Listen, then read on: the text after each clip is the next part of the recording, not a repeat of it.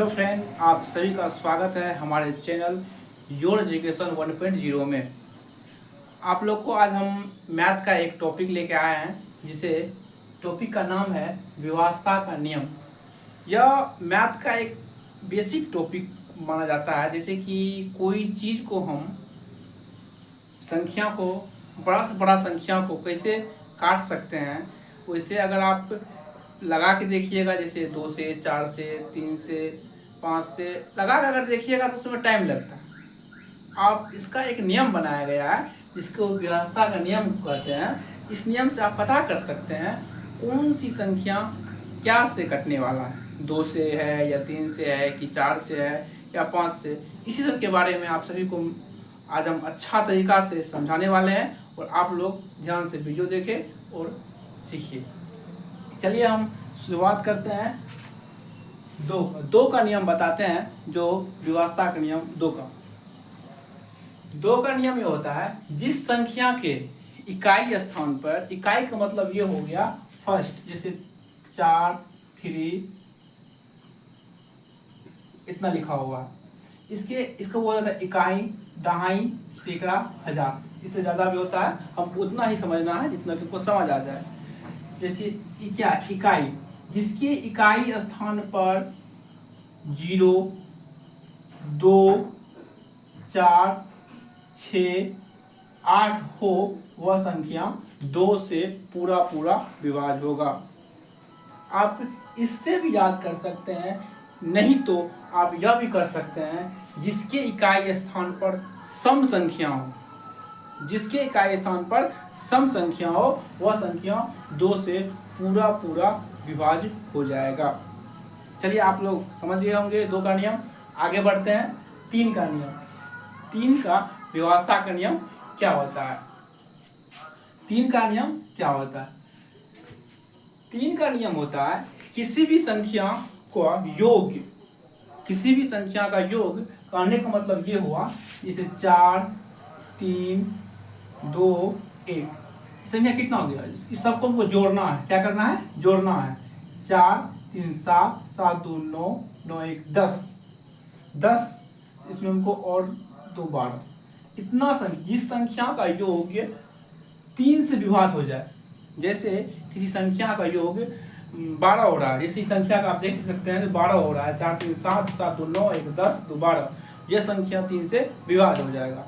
जो संख्या 3 से विभाज्य नहीं हो पा, जैसे इसको हम इधर अभी मिटा देते हैं कि कितना हो गया, 10 हो रहा है। 10 हो रहा है तो 3 के टेबल में नहीं आता है 10, इसलिए यह 3 से विभाज्य नहीं होगा।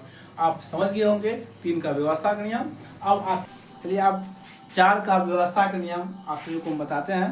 इससे पहले आप 2, 3 का समझ चुके होंगे, और 4 का स्टार्ट करते हैं।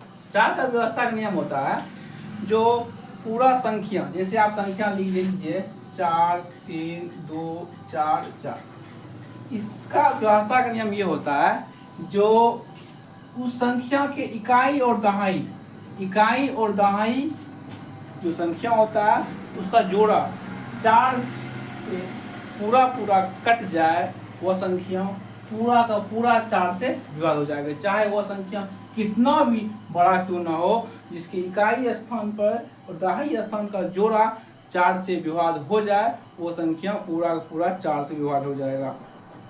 चलिए आप 4 का विभाजता का नियम समझ चुके होंगे। आगे आपका 5 का विभाजता का नियम आप सभी को बताते हैं। 5 का विभाजता का नियम होता है, जो संख्या, जैसे आप देख सकते हैं 5, 4,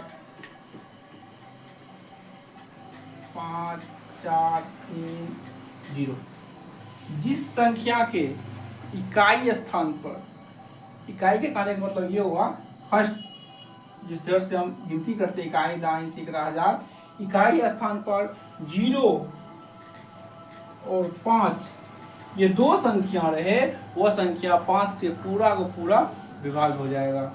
जैसे आप देख सकते हैं इसके इकाई स्थान पर 0 है, संख्या 5 से विभाज्य हो जाएगा।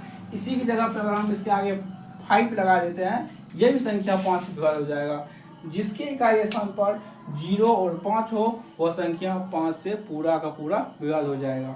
चलिए आप लोग को अब 6 का विभाजता का नियम बताते हैं। 6 का व्यवस्था नियम। 6 का व्यवस्था नियम होता है कोई भी संख्या अब लीजिए जो 2 और 3 से पूरा कट जाए वह संख्या 6 से विभाज्य हो जाएगा। जैसे आप ले लीजिए 12 तो यह संख्या आप इसे 6 के पहला में भी आ जाता है, लेकिन एक तरह से आप देखिए क्या 2 से भी कटेगा और 3 से भी कटेगा। जो संख्या 2 से और 3 से दोनों से कटेगा वह संख्या 6 से पूरा विभाज्य हो जाएगा। चलिए आप सभी को हम 2 का, 3 का, 4 का, 5 का, 6 का, ये 6 तक का व्यवस्था नियम आज बताए हैं। आप लोग अच्छा से समझ गए होंगे। अगर आप लोग समझ गए होंगे तो लाइक करें, और जो कोई कन्फ्यूजन हो तो उस पर कमेंट कर सकते हैं। और इससे आगे 6 से लेके इससे जितना 7, 8, 9, 10, 11 इस सब के आगे वीडियो में आप लोगों को पढ़ाया जाएगा।